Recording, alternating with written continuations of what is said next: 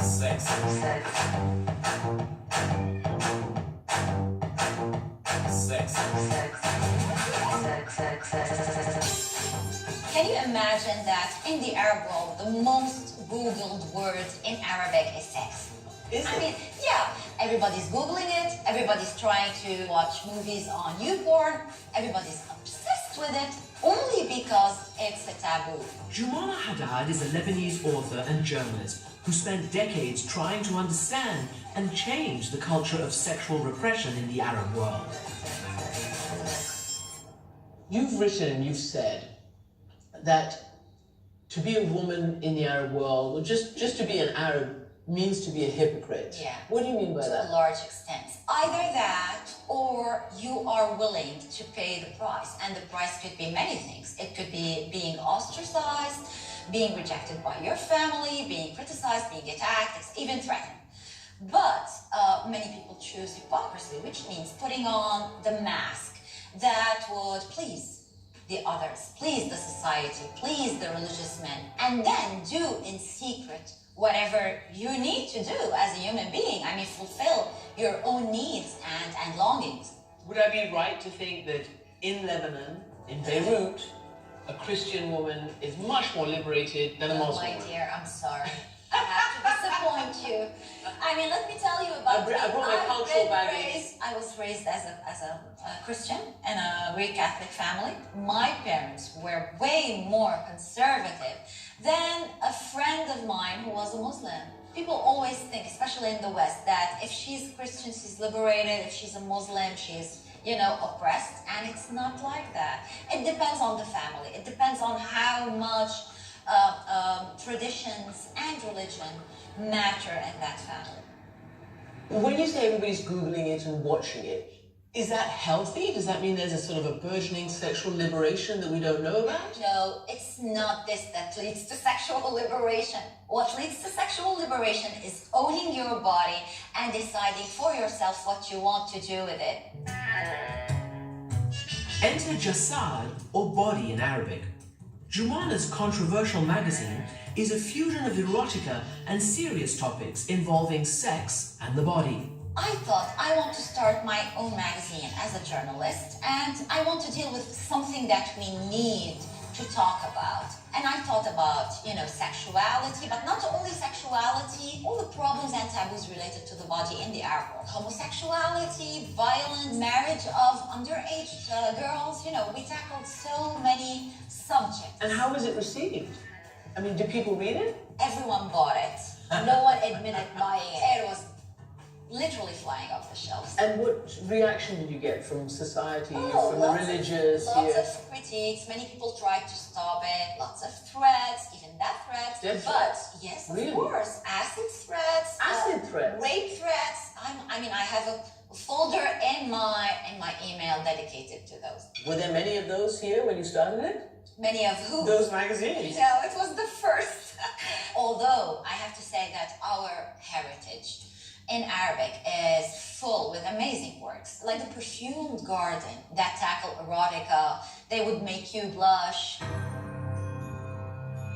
ولا تجامع امرأة إلا بعد ملاعبتها فإن ذلك يجمع معك ومعيها وتقرب الشهوة من عينيها وذلك أروح لبدنها وأطيب لمعدتها فإذا قضيت حاجتك فلا تقوم عنها قياما تترامى فيه بالعجلة وليكن ذلك على يمينك برفق. This is the Perfumed Garden. This is the first book written, I think, in universal literature, which the book starts by a sexual orgasm between a man and woman in the name of God. Antoine Abihela and his wife Rita have agreed to show me their private collection of rare books, including this 15th century Muslim erotic text. It is written by an Islamic Imam in conformity to the Islamic theology. The current Islamic clerics I mean, sex is verboten, it's taboo, it's don't do it. In that time, sexuality in Islam, it's a gift of God. Sex is an act of procreation, but also an act of pleasure. Because if you don't have pleasure in doing it, What's the point of doing it? well, So more than 5 centuries ago, sex for pleasure was not only accepted, it was recommended.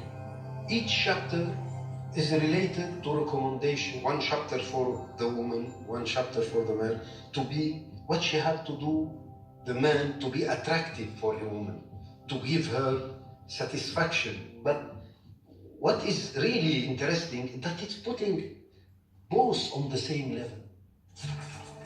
Incredibly, in this book, equal weight is placed on male and female enjoyment, a surprisingly progressive idea for 15th century Arab society.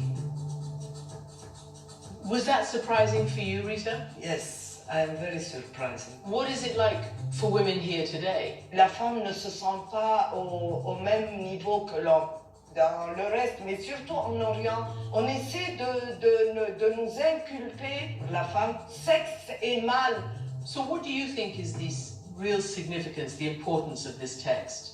Moi, je pense que si vraiment on faisait voir ça à tout le monde et qu'on pouvait publier ça dans les pays arabes, beaucoup de choses auraient changé. Politiciens, de tout. Mais jamais ils n'oseront publier ça. Parce que les imams et tous ceux qui nous gouvernent maintenant, ils n'auront plus le pouvoir. Parce que les gens seront vraiment pour ces choses-là. Rita is suggesting that books granting equal rights to men and women, in the bedroom at least, could seriously challenge the power of the patriarchy, and that religious leaders would never let it happen. And I see there the Prophet Muhammad's name Yeah. in big writing. So this is a sex manual that evokes his name. Yeah, but I don't dare to because I can shock people in darkness saying this in the name of God. You can shock. Do you mean to say that you are reluctant to read it out loud right now? In Arabic, It's tough because it refers to God, yeah, and you don't dare say because that. he is mentioning the penis and the vagina of the woman. This is very tough even for enlightened people.